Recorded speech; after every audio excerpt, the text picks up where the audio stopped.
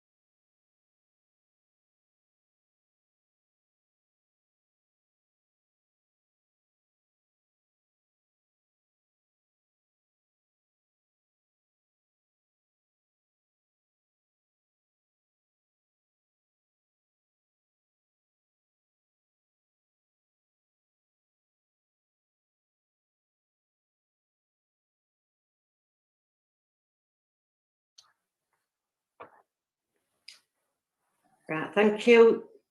I'm confirming the live stream of the meeting now is live. Welcome, councillors, to this live stream meeting of the Customer Service and Transformation Scrutiny Committee at Bolsover District Council. This is a public meeting being streamed live to YouTube and via the council's website. If for any reason the public can no longer hear or see the meeting over the live stream, we will adjourn the meeting until the connection has been re-established. This meeting is also being recorded. Can the facilitator please confirm who is in remote attendance at this meeting?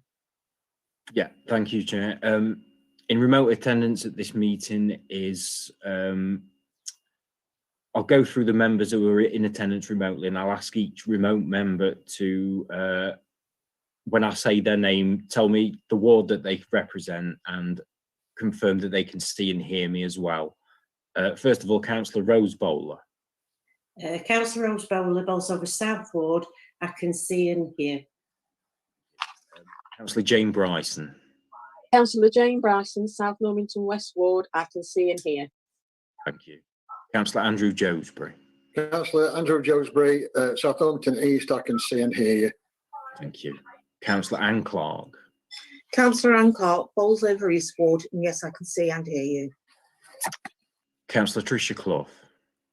Councillor Tricia Clough, Old Hucknall Ward. Yes, I can see and hear you, Tom. Thank you. And we also have remotely Councillor Clive Mosby. Yeah, Councillor Mosby representing the Blackpool Parish Ward, and I can see and hear you. Cheers. I will now hand to Councillor Rita Turner to let the stream know who is in attendance at the council chamber. Thank you.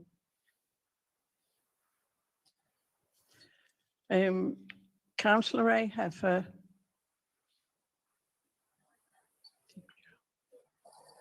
I can see and hear. Councillor David Dixon. Yeah, Councillor David Dixon, Barbara Ward. Yes, I can see and hear. Councillor Mary Dooley. Yes, Councillor Mary Dooley, I can see and hear. And Rita Turner, representing Elmton and Cresswell and Hotthorpe. Thank you. Do you need the officers' names? Do you need Matt we only need officers' names, yes, please. Matt Broughton. Good morning, Matt Broughton, Head of Service, Partnership and Transformation.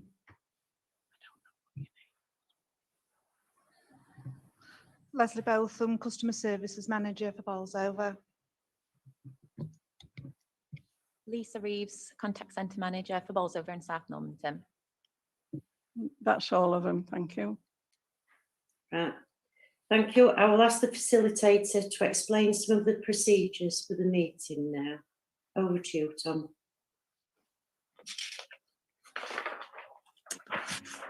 Before we start the meeting, members are reminded of the meeting etiquette that has been circulated to them. All members should have their microphones off, or remote members should have their microphones off during the meeting unless you wish to speak and you have been called on. Members attending remotely, please leave your cameras on during the meeting. Also for remote members, to request to speak, please use the chat function to type speak or raise your hand on camera. The chair will then call on you to speak during the discussion debate. When a vote is to be taken, this will be by a show of hands. For those attending remotely, please ensure your hand is visible on camera. If any member is disconnected from the meeting, please try and rejoin as quickly as possible. If you have any technical difficulties, please contact one of the support officers assigned to this meeting in the email I sent to you. If you're about to speak, the meeting will wait a few moments for you to rejoin. Chair, I'll now hand back to you to start the agenda. Thank you. Right, thank you.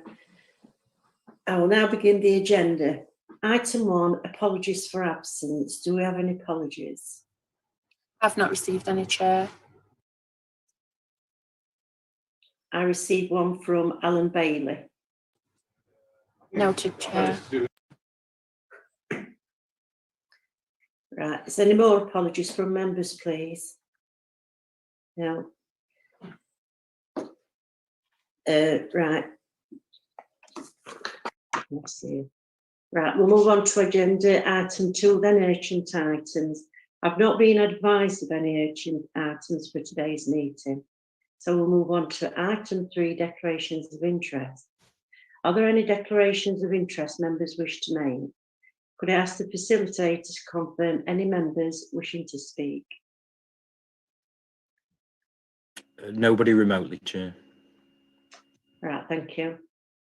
Right then, item 4 minutes. Within the agenda pack starting on page 5, we have the minutes from 14th of September for approval. I'd like to move these as a true and accurate record of the meeting. Could I ask for a Councillor second, Turner. please?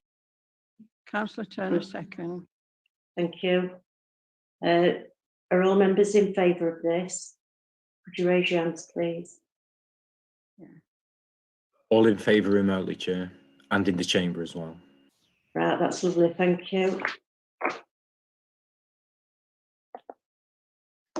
Okay.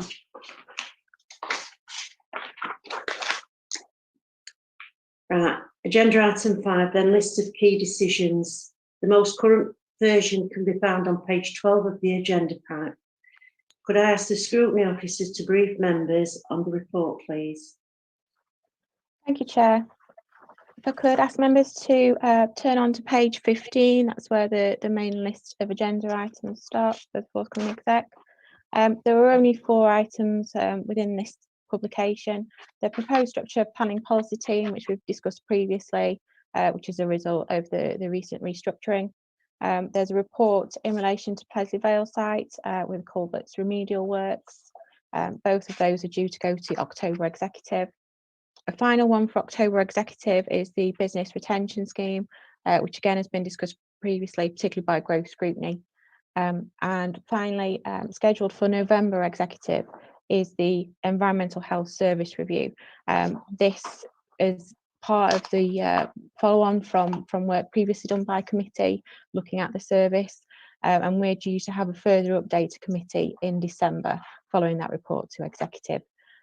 Should members have any particular questions in relation to those reports, there is still time to speak to the officers or portfolio holders relevant, and they are listed within the list of key decisions, Chair.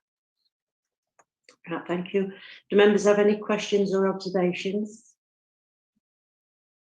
No. Then I would like to move that we note the report, and can I have a seconder, please? Seconded, Ray Heffer. Right, thank you, Ray. Is everybody in favour of that?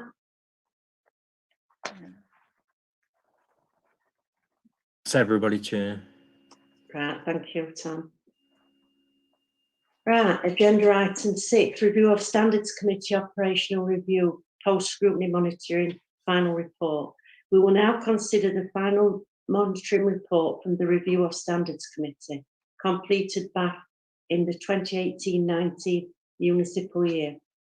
We have the scrutiny officer and the governance manager present to brief members on the work taking place. Could I pass over to Joe and Nikki if Nikki's arrived? I think it's just going to be myself, Chair, at this stage, but I can give you an update as to what activity has taken place. So we had an update to committee back in March, I think it was, just before lockdown commenced. And at that stage, there were 3 out of the 7 recommendations complete. The 4 outstanding were very much linked back to refresh of the constitution as part of annual meeting, and a general look at the membership and the terms of reference of the committee as part of their ongoing annual process. Unfortunately, due to the lockdown with the pandemic, the items that were then outstanding didn't progress as originally as planned. We were originally due to have an update back in June. Obviously, meeting schedules didn't accommodate that at the time, but I can confirm that now 6 out of the 7 recommendations are fully implemented. Standards Committee have continued with the independent chair. They reviewed their membership and at their last meeting looked into the possibility of moving to include co-opted parish members. They have further looked at the training that's in place for both district council members and the training that's provided to parish councils through parish council liaison. There's further detail within Appendix 2 highlighting this. If I just direct members to the correct starting page, on page 26 of your papers, there's the further detail. The only outstanding recommendation at this stage is linked to parish council liaison, and that is solely down to the fact that that's not currently operating due to the current situation in which we're meeting. I'm not sure at this stage whether they are due to look to use Zoom for that, but obviously that could be a potential down the line. I know it's something that they have managed to get off the ground in North East, so that may be something that the partnership team is looking at. But that's the only one outstanding at this stage. So assuming that they do get up and running at the latest, there'll be further training with parish council liaison from the sort of spring next year, basically. So at this stage, Chair, everything is complete and implemented from the review, and the recommendation would be that we cease monitoring at this stage. What we can do is keep members updated as to when parish council liaison meets and further training is available. There is some additional information just as background for members at Appendix 3 and 4 that just highlights the information that's recently gone to Standards Committee for their approval. So that's just background for members so that you're aware of what's been taken forward. If there aren't any particular questions or observations, Chair, there is a recommendation to move on page 19 of the papers, but I'm happy to try and take questions that members have. Has any members got any questions or comments? No. Councillor Mosby has his hand up, Chair. Chair, just Yes. to remind Yes, you that ma'am. Councillor Mosby's in attendance as an exec member, not as a member of committee. So I'm just trying to establish in what guise he might be asking a question. Apologies, Yeah. Councillor Mosby. I mean, I wondered why I got invited, but Tom sort of just explained this morning. I said I'd stay on for a little while and then move on because I've got a meeting down at Clown a bit later on this morning on finance. I just wanted to come on the standards one because obviously I do sit on standards, and I think it's been good that there's been this review done and you've looked at, you know, where we are, what we're doing and what we're not doing right and everything like that, because I do think we do need a critical friend in there sometimes, and all. And you know, I look on this scrutiny committee looking into it as that critical friend, because sometimes from the inside looking out we miss some of the things, but at least hopefully then we've got a squared circle with you looking at it. And the one thing I just wanted to highlight was the 2 independent members that we're looking to recruit come next May to put onto the standards, because I think that'll hopefully get people on that's got another angle at looking at it, shall we say, the way standards works and the way we deliver, you know, what we do deliver it in line with the Constitution and amendments and all this sort of thing. So just want to say there is that timetable now in place. We did agree, as you quite rightly said, at our last standards meeting, and hopefully we'll get some good responses back from parish councillors, you know, to get some quality people on there to be able to help us in our tasks. I'll shut up there now, but I just wanted to make that point in it all. Okay, thanks, Chair, for letting me in. Thank you. Thank you, Clive. Yeah, I mean, it's been a difficult year, so it's good to see that it's more or less complete, and we know what the hold up is now anyway. So with that, if nobody else has got any comments or questions, I would like to move the recommendations at point 6 within the report on pages 19 and 20 of the papers. Can I have a seconder, please? Seconded, Chair Ray Heffer. Right, thank you. Is everybody in favour of that? That's everybody, Chair. Right, thank you, Tom. Thank you, Chair. Right, agenda item 7 then, update on the council's website redevelopment. As requested by members at previous meetings and to follow up on last year's presentation, we now have an update on the redevelopment of the council's website to meet new accessibility standards. This was completed late September in line with the national deadline. If I could pass over to Scott now, please. Thank you, Chair. I'll just quickly run through the report and then answer any questions you've got at the end.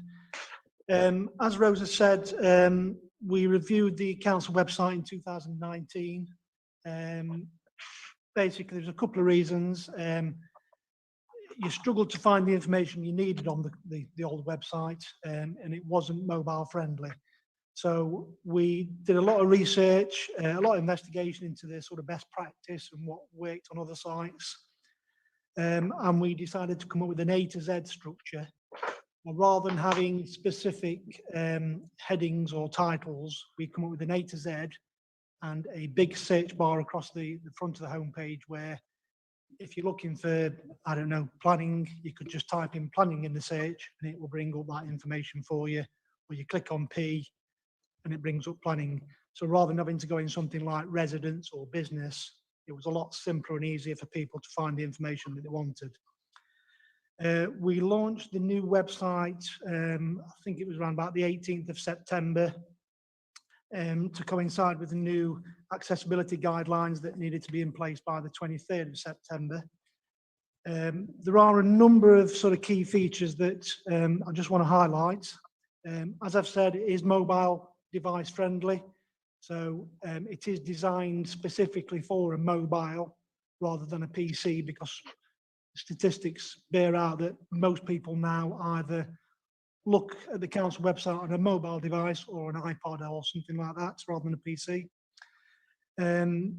The A to Z, again, it's, you know, rather than having that traditional structure, you've got the A to Z right across, and we've stripped back probably about 6,000 pages, 6,500 pages from the old website to the current one. So it is a lot easier to find the information, and on those pages we've stripped back most of the text, because if you think you're viewing it on a mobile, you don't want to be scrolling down all the time. You want that information there on your screen so you can read it and then click through to any other documents or information for you. Promoted services, we have 6 boxes underneath the A to Z. Those can change as and when we feel the need to. So if we've got something like an election coming up, we'll put elections on there, so people can sort of click on it easy without having to search for these things. Documents, again, on the old website, we had probably 1,000, 2,000 documents on it. Now we stripped those back. All documents, like pages, have to be accessible. So if they are not accessible, they won't be put on the council's website. This has helped us in terms of people just sending us documents and saying, oh, can you put that on the council website? We think it might be useful, when actually it's no use whatsoever, so it's just clogging up the system. So we do make sure all documents are accessible. The only proviso to that is any existing documents that will take quite a lengthy period of time to transfer into accessible documents, such as the local plan, aren't accessible, and that is included in the accessibility statement. But we will have deadlines that we work to make sure that those become accessible in due course. News and events. The news bits are on the bottom of the page. You'll see it as you go onto it, it sort of scrolls around. And then events, when we finally get some events in the district, they'll be across right to the bottom of the page as well.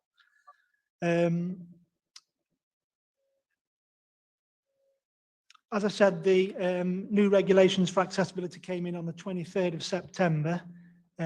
We have procured a company to do some accessibility testing on the website, and that will be done within the next couple of weeks. And from that, we'll get a report back saying that these pages aren't accessible or these documents aren't accessible, and what we have to do to rectify those. And we're aiming to get the council website fully accessible by April 2021. Happy to answer any questions.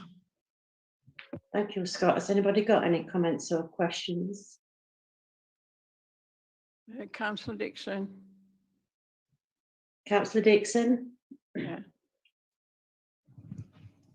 Yeah, hi Scott. Yeah, I've been through the website quite a lot, and I do find it a lot better.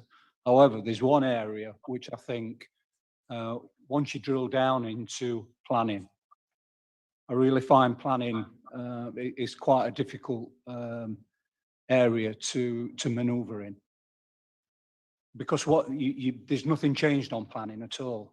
How you get there has changed, but once you're in planning, I think for me that really needs to be looked at, because I think it's if you don't have the right information, such as the number, etc., find it very, very difficult to find anything, and I think that ought to be looked at. Thank you. Thank you, David. Anybody else got anything? No. Scott, I've also been on the website. It is a lot better. I've done different functions on it. One area what I did find difficult was looking to see what council houses were available. You can get to it, but I had to get instructions on how to do it. For somebody that's on the housing list, it's very easy. But if somebody wants to come on, or any member, that is a bit more difficult. But yeah, it is a lot better. If I just sort of come back on both those, I'll answer Councillor Dixon's first. The website you're referring to isn't the council's, it's a national one, that where you put in your application number or your parish or things like that. So we as comms don't have any control over that. It's a national site that most councils sort of subscribe to. But I completely agree, it's not easy to find the information you need on that particular site. And I don't think there's any plans to look at it, I'll be honest with you. Councillor Bowler, just on the council houses, again, it's a similar thing with Councillor Dixon. It's not, the site is an external site. It's not controlled by comms. Housing have procured that site. So we just need to look at how it can be linked through in terms of members gaining access without having to put a PIN number in or anything like that. So I'll speak to housing and see what can be done about that. Yeah, you can get in without a reference number or anything, but it's only when you have it explained to you that you know how to get in there. Well, thank you for that, Scott. Has anybody else got any questions or comments?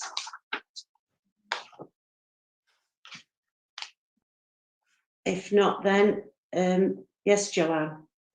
It was just an observation, Chair, just to double check, if we come across anything from an officer perspective where we think there may be some publications that perhaps were there and maybe they've got lost in all the sort of the rejig, and we think they actually probably need to go back on, is that a quick and easy job? Are they kind of still saved somewhere, or will we need to resend to you? Because potentially there's a question whether the documents were in an accessible format. I'm just thinking about some of the things that we have to publish from a publication scheme point of view. So from a scrutiny point of view, for example, we need to have at least 6 years worth of info available. So I'm conscious of where to put a sort of kind of back catalogue, if that makes sense. Okay, Scott, can you answer that? Just to answer that, Joe. All documents on the site, an email has gone out to all heads of service and service managers, asking them to look at the website and make sure that any documents on there are what they want on there. If there's anything missing, they let us know. Okay. So everything on the website present is what heads of service and service managers wanted on the site. In terms of any documents that are not on there, people may feel need to be on there, they will need to be agreed with your manager or head of service to make sure they are what's required, they are up to date, and they are accessible.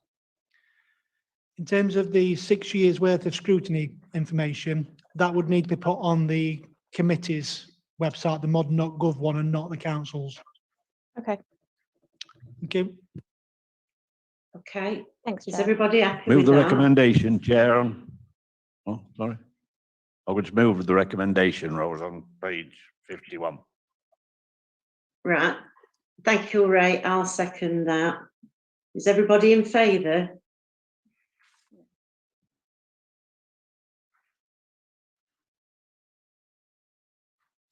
That's everybody remotely, Chair. And Councillor Andrew Josbury hasn't got his hand on. Oh, he has, yeah, sorry. That's everybody Yes. remotely, Chair. Right, thank you. Is that everybody in the chamber as well? Yes. Yes, that's Right, everyone, thank Chair. you. Right, thank you for presenting, Scott, and you are free to leave the meeting if you wish. Right, we'll move on to now to agenda item 8, Transformation Governance Group Update. We now have a verbal report from the Head of Transformation and Organisation, updating us on the current activity of the Transformation Plan and the work of the Transformation Governance Group. Members have copies of the draft supporting paperwork, which outlines early proposals, which you will want to make reference to. And if I could pass over to Matt, please. Thank you, Chair. Just the origin of coming and updating on the transformation programme. So it was previously agreed with scrutiny committees that on transformation items we would come forward and consult with scrutiny before decisions are made. Sometimes that is difficult in terms of timescales, but in an order of meetings. But in terms of this opportunity, the report is going in November, so it is a consultative process today. What the report is responding to is two things really. We are 18 months into the transformation programme, and whilst a previous report in January 2020 outlined the successes of the programme so far, it also pointed out that there are some things that could be improved, and that's what this report outlines. And also, this is a response to the COVID recovery plan, where there was an action to review the transformation programme in light of COVID, which very pertinent today, as it doesn't seem to be any end in sight in the short term. So what the paper, and I assume everybody's read it, so I will refer to the paper. So the bulk of the changes are outlined in 1.4, which is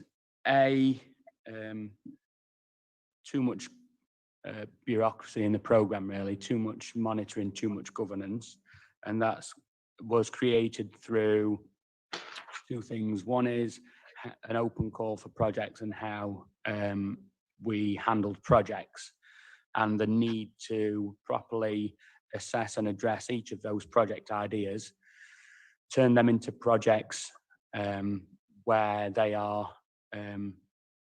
have some legs in terms of progress, and then provide feedback to the person who came up with that project, but also executive members and members of the transformation governance group as well on each of those areas. The resource that took, I think, was disproportional to the benefit, and also not necessarily required.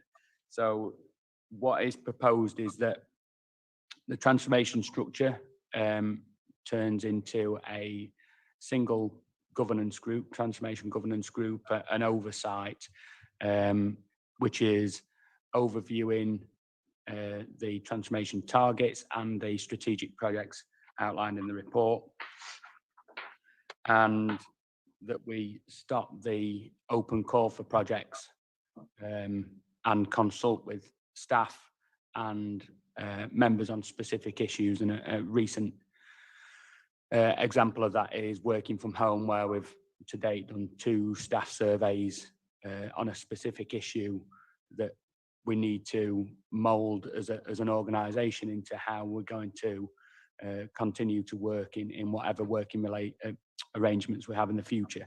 So based around specifics rather than just an open call, a suggestion box for ideas. It doesn't mean that staff can't come up with their own ideas and speak to their line managers and raise them through normal organisation process. but monitoring all of those through a transformation program, I think, is overly bureaucratic. The other key point is, as well as the transformation governance group, as you'll all be aware, the importance of climate change and our role in leading the community in that, and reducing our own demand and our own carbon emissions. We did feel that the existing climate change group or carbon reduction group is of significant value to the organisation and should remain as well.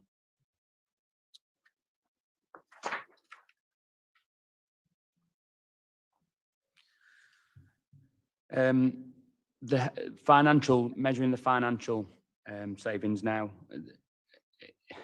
we go to great lengths to try and state that transformation program isn't just about finances. It is much wider, but obviously finances are a key focus.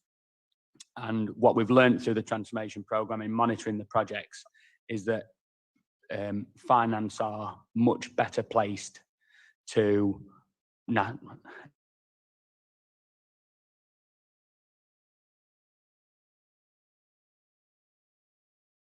transformation projects, specifically the smaller ones that are delivered in service areas.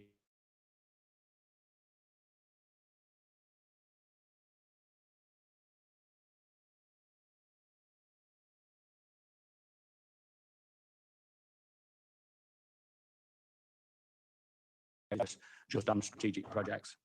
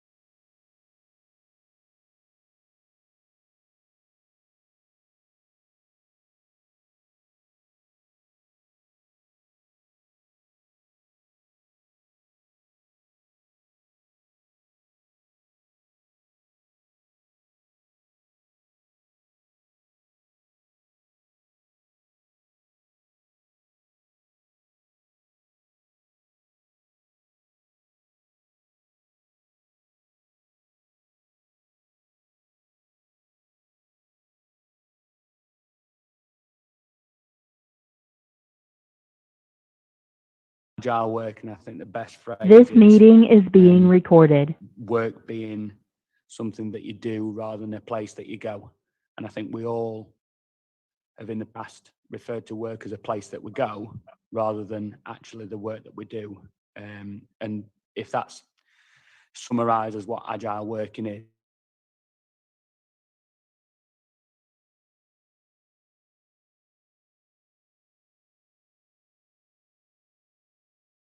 so it might be that somebody's mental health base, and trying to improve our systems and technologies to support that is part of this project. Naturally, if we are talking about working from home and similar partners, such as Derbyshire County Council, NHS, who co-locate with us here, in space, and that's outlined as a project with no preconceived ideas of outcome. The whole world's changed. In the past, we've done reduce space and let out to generate income. I think with wider working from home, there'll be a reduced demand on office space. So there is no preconceived ideas. It is genuinely, if we've got vacant space, what do we do with it? The development of leisure infrastructure in the communities. This is a project that is building on a small community leisure facility that Councillor McGregor's been championing and leading on in Cresswell, that hopefully we are very close to progressing on site now. What we've learned as officers is that takes a long time. That process, I think, is around 6 years of very hard work from a lot of people. And what we feel as officers is there is a better way that the district council can support parish and town councils in delivering their aspirations for community leisure infrastructure. So it doesn't have to be a small leisure facility. It could be a pavilion. It could be improving a park. We think there is a role for the council to play in supporting that and speeding up the process. So that's that project. Pleasler Vale Mills, I believe that all councillors have been made aware, and certainly executive have as a potential project that is live at the moment on the investment, significant investment with a institutional funder at Pleasler Vale Mills to develop the leisure and tourism offer down there. It's certainly a significant project and one that should be a strategic project for the council. Corporate asset carbon reduction, again, going on the climate change and us leading as a community. It's very important that we understand certainly and reduce our demand and understanding where the demand is. We know it's fleet and we know it's assets, but some work in targeting the, I suppose, the low-hanging fruit, understanding where the big wins are for us as an organisation is very important. So that work must continue as a strategic project. And then linked to that, there is a climate change Green Homes Grant government programme just released at the moment with significant amounts of money for local residents to invest in their properties and get joint investment, some £5,000 capped, some £10,000 capped. And what we want to do as an authority is make sure that our residents have the support and access and have that promoted to them, so that the awareness is there to make sure that we get a biggest bang for our buck. Because one thing we know from a climate change point of view is housing is the key driver for us. If we can all insulate our homes better, as unsexy as it is in terms of, it's always nice to talk about solar panels on the roofs and things like that, but it's actually the boring stuff, the fabric of the building, and the boilers are absolutely critical. So the more we can support our residents in accessing that, the better. So broadly, that's the overview of the report that is going to executive, and the recommendations therein aligned to what I've just discussed. Happy to take any questions at this stage. Has anybody got any comments or questions? Yes, Councillor Clough. Good morning, Chair. Councillor Cuff, Alt Hucknall Ward. Just a couple of things really. On 1.7, where it says that in addition to the strategic projects identified above, the council and Mark Fletcher have agreed to campaign and lobby. Is that the full council? Have we agreed all those bullet points? Or should that be the council leader and Mark Fletcher? I don't know whether there's something missing there. And also on conclusions and reasons for recommendations, 2.1, I wonder, does this fit in with the Ombudsman's principles of good administrative practices in the report dated May 2020? Thank you, Chair. Thank you, Tricia.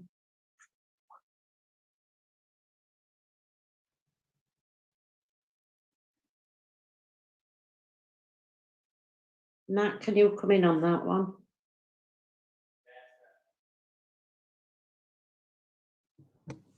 Okay, so just to address the first point, 1.7 is taken from a press release jointly, you're right, between the leader and the MP, making a statement about the aims of the council. So I will double check the wording of that to make sure that it is clear that it's not necessarily a council decision as in 37 members. I will clarify that wording. And then secondly, on your question regarding Ombudsman best practice, I'm not familiar with the report that you've referred to. Happy to take that outside of the meeting and double check that if that's okay. Okay. Has anybody else got anything? What was that? Somebody's got the hand raised in the chamber, Chair. Councillor Mary Dooley. Thank you, Chair. Yes, Mary. If I could just make a comment, when this started at the transformation, roughly just over 2 years ago, it brought, what it did do, it brought the staff and the members together with the questions that needed to be answering and thoughts on how we improve the services. And it's really done that. And this is it's now tailed off, and we need to do something now with towns and parishes. And I think Matt's put it into a respective, what's the word? A respective, what we're going to do. And I thank Matt because he's done a lot of work on this, and yeah, and the staff as well. So thank you, Chair. Okay, has anybody else got anything, comments or questions? No, I've just got one, Matt, regarding the survey about working from home. Is there any chance that the committee will be able to see the results of that? Yeah, there's quite a lot of data, so I suggest it's a summary that I provide committee, if that's okay. There's 2 surveys. One is the more general survey, which I propose is what I circulate to the committee. The other survey is more about safe working practices at home and allowing staff to tell us the difficulties. So I would suggest that isn't worth circulating. It's a staff related home situation survey, if you're in agreement with that. Yeah, that's fine. Thank you very much, Matt. Anybody else? Yes, Joanne. Just to let you know, Chair, that is something that's actually being followed up by Healthy, Safe, Clean and Green Scrutiny as part of their next meeting where they're looking at that. So they will be looking at those surveys results as well as part of their review work. Okay, thank you. Right, if nobody's got anything then, thank you. I would like to move we note the update. Can I have a seconder, please? I'll second that, Councillor Turner. Okay, thank you. Is everybody in favour? That's everybody, Chair. Thank you. And thank you for presenting that. Right, if we now move on to agenda item 9, we'll move on to the presentation from the Head of Transformation and Organisation and the Customer Services Manager, looking at the impact of COVID-19 on council services. This is a spotlight review agreed by members earlier in the year. You have copies of the presentation and supporting appendices in your agenda pack. Could I hand over to Matt and Leslie, please?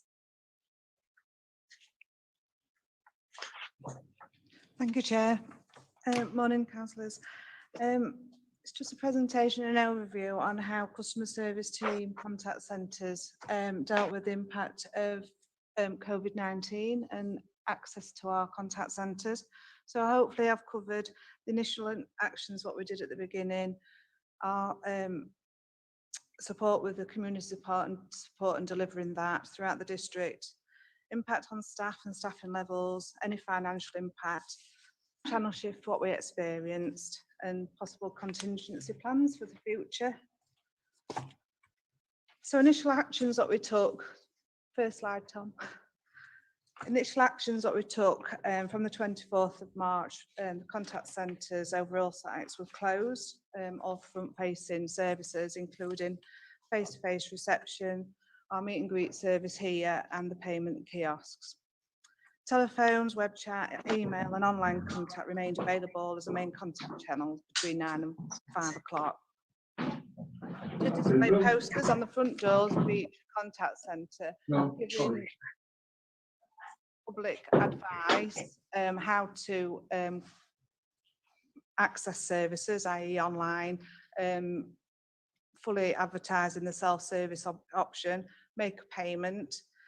A lot of consultation was undertaken with other service areas on this matter, i.e. repairs and council tax, to make sure we're up to date with communicating the correct information to the public regarding rent arrears and any impending evictions, so to speak. We updated the recorded message, again giving information how customers can register for self-isolation advice and for the community support team. We suspended the security plus cash collection and the courier service. However, housing team, Deborah Wallett's team, Can Rangers, did assist us with getting post via their team. A lot of staff did feel initial anxiety and stress up to the closure, so we did have to support and try and maintain the presence of staff within the back office team. So it was imperative that I sort of gained advice off the government website at all times, daily, attending meetings with Lee, Scott, to keep up to date with what we needed to deliver to staff. Next slide, Tom.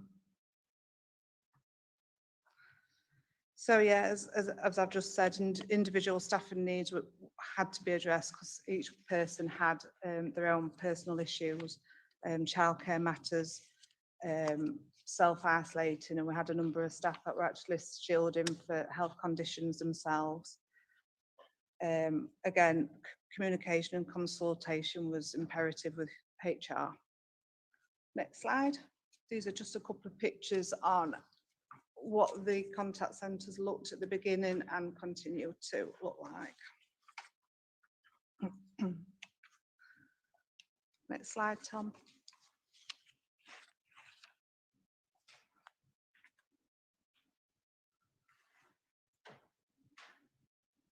Next slide, Tom. So as you're aware, Bolsover District Council supported DCC with delivering community support. This was joint working with the partnership team. Contact centres played an integral part at the initial stages by triaging all registrations for support. Customers could register for this support through the website and by calling the contact centre. We collected data.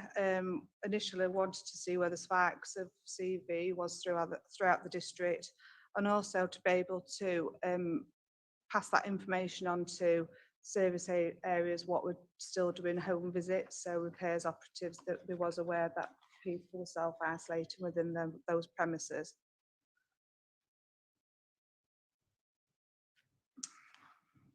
We initially delivered this over 7 days a week, including the bank holiday period. So it was really down to the committed staffing that we're able to do this throughout this period, working those extra hours to make sure the community were supported with this service. And they need to be commended with the flexibility that they did deliver over this period. Next slide, Tom. Additional support was needed from colleagues also to staff delivering this project, because at times the nature of the queries are quite upsetting and sensitive, but we all pulled together as a team and got each other through this period, but with liaising with partnership team as well. Customers are still continuing to register for this support, stating that they're self-isolating, and we are able to help these people by signposting to food banks throughout the district, just giving them advice, taking that advice from the government website. You know, nobody's sort of turned away. We're still sort of helping out, and we have noticed a slight increase, especially over the last week or so. So we will continue to develop where necessary, liaising with DCC and pharmacies. I mean, we had a call last week from a pharmacy asking if we were going to be picking this up, but I'm liaising with Matt and to see where we're going to be moving forward on this. Next slide, Tom. So this just gives you some figures on the enquiries and registrations, what we did receive during the period. And this is either via self-service or through the telephone system, through the staff assisting them with the enquiries. Next slide, Tom. And this just gives a breakdown of the types of enquiries, what we dealt with, how many food parcels we delivered with the assistance of obviously leisure team delivering those. There's a lot of coordination between the three sections, ourselves, partnership and leisure. Prescriptions, other, that could include just registering people on the system, and then we gave them a fortnight, a week slot and called them back to see if their situation had changed, if the family, because they may have had family that was supporting them, and then if they went into self-isolating, then they weren't able to support them. So we did keep that regular contact going with residents. And also, in addition, we added the business grant inquiries as it went along. Next slide, Tom. So impact on staff. Prior to closing the contact centres face-to-face service, a lot of staff did become anxious regarding their own personal situation, dealing with customers face-to-face. So additional support and ensuring that the staff were working in a safe environment was implemented. Minimal staffing was rotated at each contact centre to make sure that social distancing guidelines were followed. So a maximum of 2 staff members in each contact centre at the outlying and 4 to 6 staff at Clown here, because obviously it's a bigger office space. Housing staff who are located within the contact centres, the majority of those worked from home. But here at the Arc, there is a housing office where each area's housing staff are delivering face-to-face contact tenancy sign-ups since we've reopened. We did identify initially staff to work from home as a support method. These were done in sort of priority order, so the ones that were shielding with underlying health conditions, people with children at school following the closure of schools. It's tried to be as fair as possible throughout the team. So initially 3 staff were provided with the facility, and at the moment we've now got facility for 8 staff to work from home, and this includes contact centre managers. Next slide, please, Tom.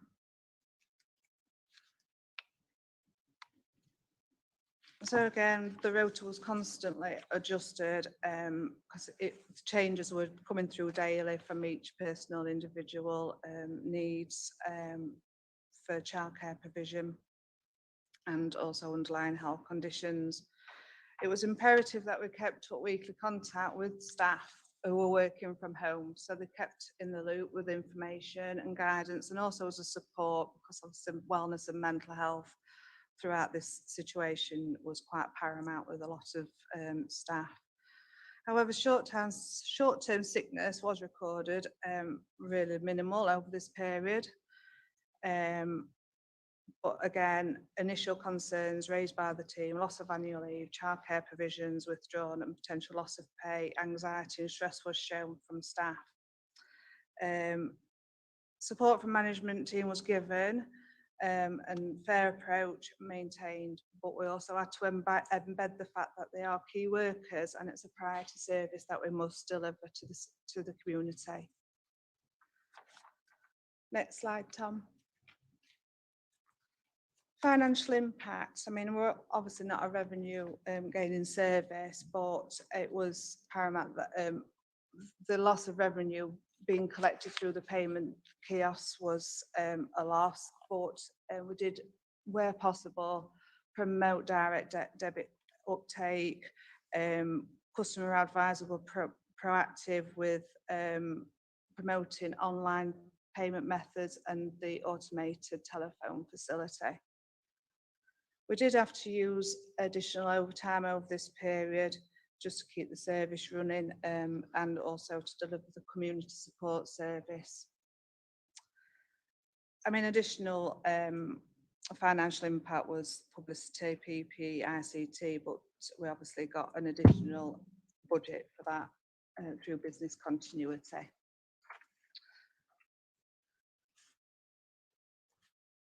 Next slide, Tam.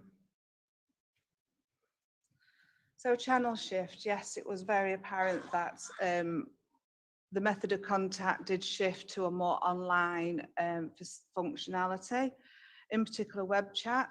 I have included some slides which follow, and you can see I put a comparison from this time last year to now, where we were with email, online and web chat. So definitely there was an initial increase on the phone lines, but I think that was customers wanted to know what we were doing as a service, as an authority. So there's a lot of advice given out at that time. Payments reduced, obviously because of the kiosk not being available. Prior to us closing face-to-face, we did, where possible, take manual payments if needed to. Again, communication was so paramount with other service areas as to where they were at with what they were doing as their council tax issuing reminders and so forth. So staff were able to give that information out to customers. So following reopening of the contact centres, face-to-face initially was very low. It is starting to increase weekly, but web chat and email does continue to increase as well. So we are noticing a channel shift. So we need to build on that, move forward with that as future plans. Next slide, Tom. So from this, I've put some stats and graphs together, giving you a comparison on the same period last year throughout the lockdown. So March to August this year. And you can see from there, the web chat and online contact have become the more favourable way of contacting us. So you can move on the next few slides, please, Tom.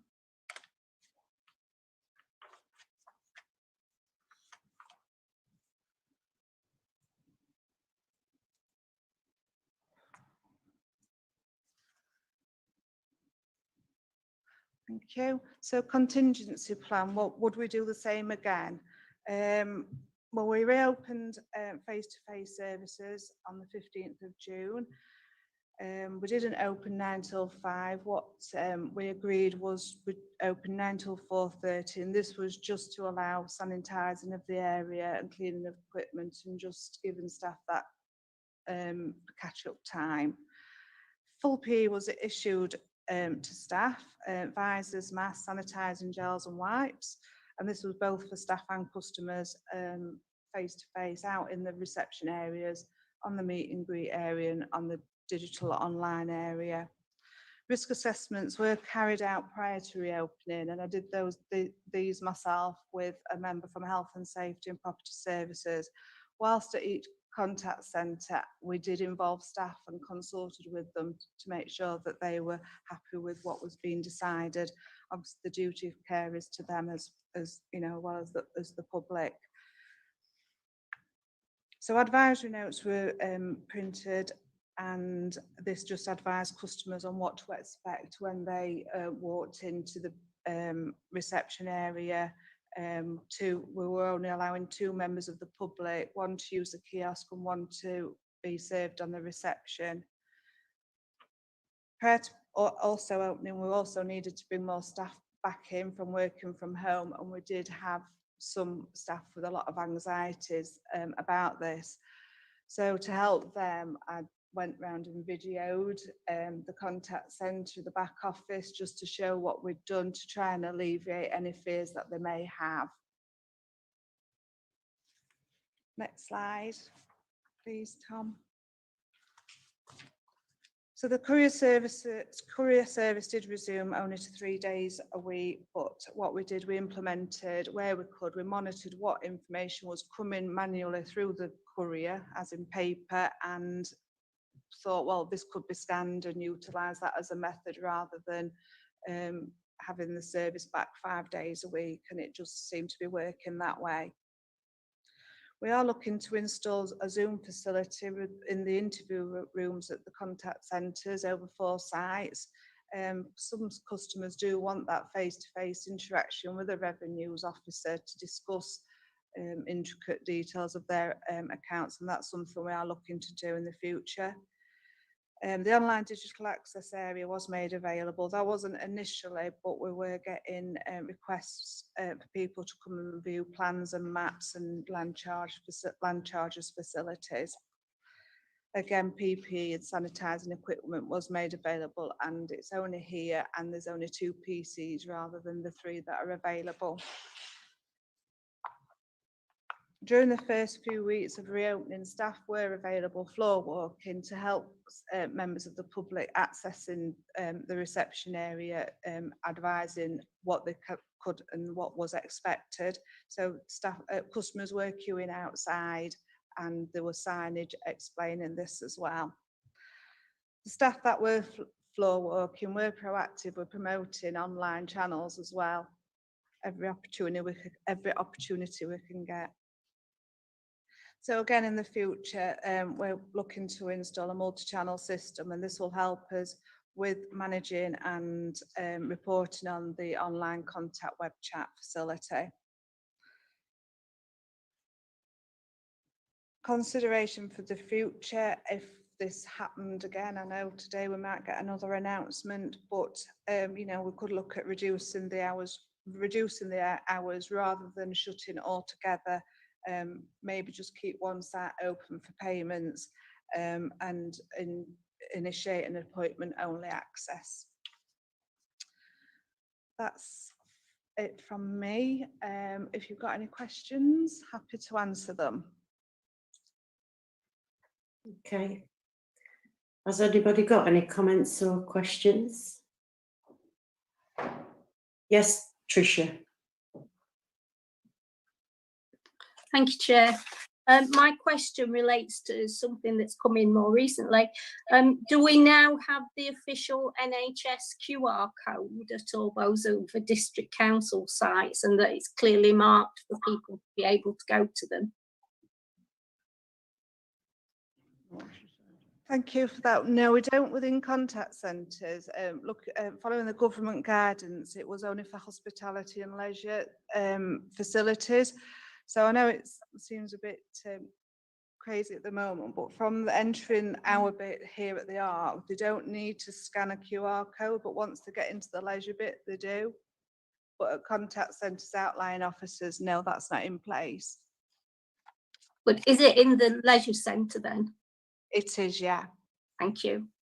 Okay. We do have a track and trace on the meet and greet where we are taking people's car registration details, but it's very low key, and that's only kept for the 21 days as per government advice.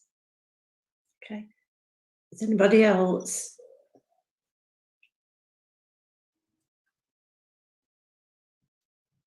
Who's that with the hand up? I think councillors Dooley and Dixon have both raised their hands, Chair. Okay. I'll take Councillor Dixon first, please. Yeah, Chair. I'm just wondering, has there been a reduction now in the number of people that are actually making cash payments at the contact centre? Have you managed to, are you able to persuade people more to do it more online or electronic banking? Yeah, there's definitely been a reduction in cash payments. I send the monthly figures to Matt and we both recognise that that has significantly dropped. Cheque payments are hoping to reduce altogether.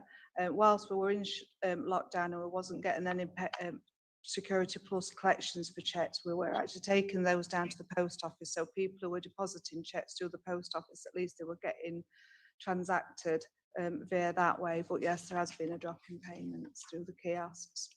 Okay, and just another one regarding the QR code in reception. I don't think it's being used properly. I don't think people are being asked to use it when they walk in. You know, we use the leisure centre and we've seen people walk straight through and totally ignored it. That's something I can take back to Wayne for, yeah. Yeah. Mary, did you want to ask something? Yeah, make a comment, Chair. Yeah, we did all that, frontline services, and I want to personally thank Leslie because it was a major effort through the pandemic, and we're still going through it. And thank you for doing that. And I think we all feel that we owe our frontline staff and yourself, Leslie, a big vote of thank you. Thank you for that, Mary. Has anybody got anything else? I'll take Tricia, then Jane. Mine relates really to try and ease things from when I phone up.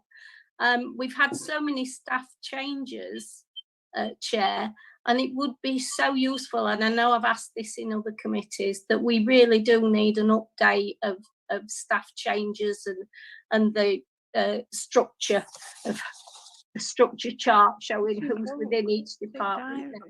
Is it diary? No, we've got some new changes. Okay, thank you for your comment, Tricia. Jane? I'd just like to ask, going to the pharmacy assistants and, you know, the food parcels, did they at least think to involve the groups that were in the village, such as the one that we had in South Normanton?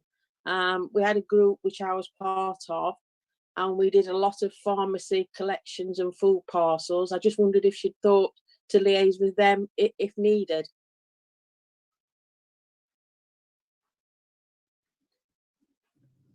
Thank you for that. I know a lot of areas within the district did have their own sort of pockets of community support, but we sort of had our budget, what we was given, we delivered it. For people who registered with us, I suppose moving forward, I think it would be a good thing to liaise with these individual groups throughout the district. Definitely. That's fine. I just wanted to know they were there if you needed them. Yeah, yeah.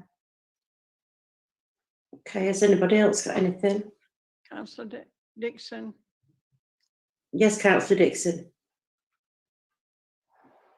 Yeah, just one question. There's a comment in there about capturing outlets that aren't adhering to wearing face masks. Who's actually doing that? Is that Can Rangers or?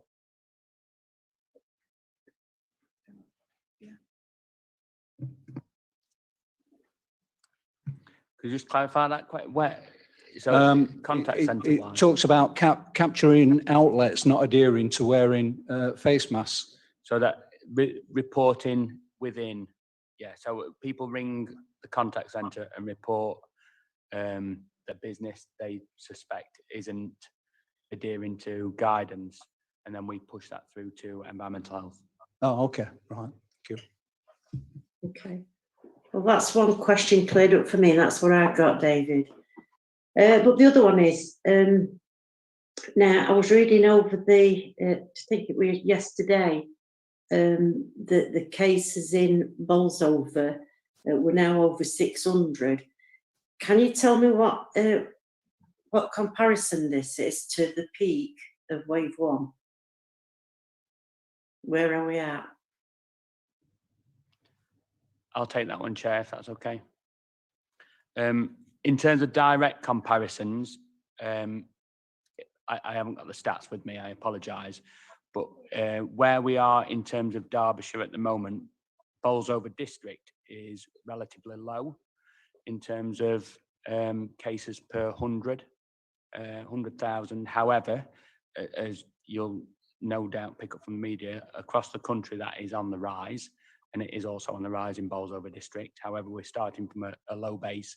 And in terms of districts within Derbyshire, we are certainly last week, we were the bottom, if not second bottom, in terms of which is a positive in terms of the number of cases. I think that the difficulty with Derbyshire geographically is its neighbouring areas such as Greater Manchester and High Peak are particularly difficult.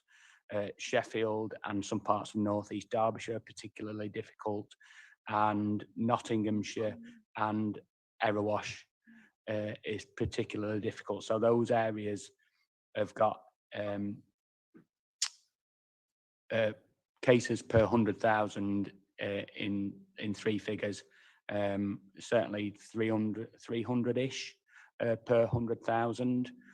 So it's what we need to understand is whether this is a Derbyshire-wide, whether Derbyshire's been considered a geographical area on its own, and it's at the moment it's unclear, and hopefully we'll get some more details today. Okay, thank you, Matt. Okay, has anybody else got any comments or questions? If not, then thank you. I would like to move we note the update. Can I have a seconder, please? Councillor Turner, second. Thank you. Is that in favour with everybody? Everybody in favour, Chair. Thank you, Tom.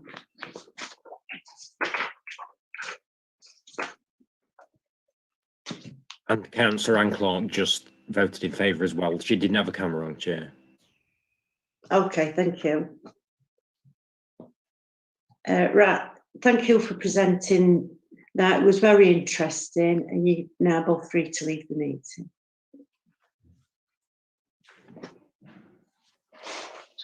Now, if we could move on now to agenda item 10, work programme for 2020-21. Moving on, we'll now consider our work programme for the coming year, and I'll pass over to the Scrutiny Officer. Thank you, Chair. So if we could just guide members to the end of their papers. The main report starts on page 83 with the work programme appendices starting on page 86. Looking ahead, we don't currently have core items scheduled for November, but that is something we are discussing in our informal meeting following the end of this meeting. In December, we will have Q2 performance, the update I've previously mentioned on the review of environmental health and licensing, and we'll also have the first 6 monthly report on complaints. Looking ahead after Christmas, we've got a number of other performance reports. Are there any other items that members wish to raise in terms of the work programme at this stage, or is that something we can discuss in the informal meeting, Chair, potentially? Yeah, has anybody got anything? No? No? Okay. I can't see anybody raising hands, Chair. Councillor Dixon. Yeah, I'm just wondering about leisure, because I think there's obviously been a lot of changes during this COVID period, and I'm just wondering now whether you know, we've got a situation where is leisure now value for money in terms of what we're offering people, and how much it's going to affect us in the future. I can let you know that Healthy, Safe, Clean and Green Scrutiny actually looked at the impact of COVID on leisure at their last meeting on the 6th of October. If you look at the papers that are on mod.gov, there is the PowerPoint presentation that went to committee, and obviously once they're available, there'll be the minutes of that meeting. I am happy to talk to you about that outside of the meeting. That's not a problem, but that has been looked at by one of the other scrutiny committees as part of their remit. You're saying that's health and safety? Yeah, Healthy, Safe, Clean and Green Scrutiny. They look at leisure. Okay. Okay. Okay, has anybody else got anything? No. And I would like to move the recommendations at point 6 within the report, page 84 of your papers. And can I have a seconder, please? Seconded, Councillor Rayhaffer. Thank you. Right. Is everybody in favour? Yeah. That's everybody, Chair. Right, thank you, Tom. Right, can I thank members and officers for their attendance today? That now concludes the business of the meeting, and I shall close the meeting and ask for live stream to be ended. To the public with us on YouTube, thank you for watching. Could I please remind members to stay connected so that we can continue with our informal meeting?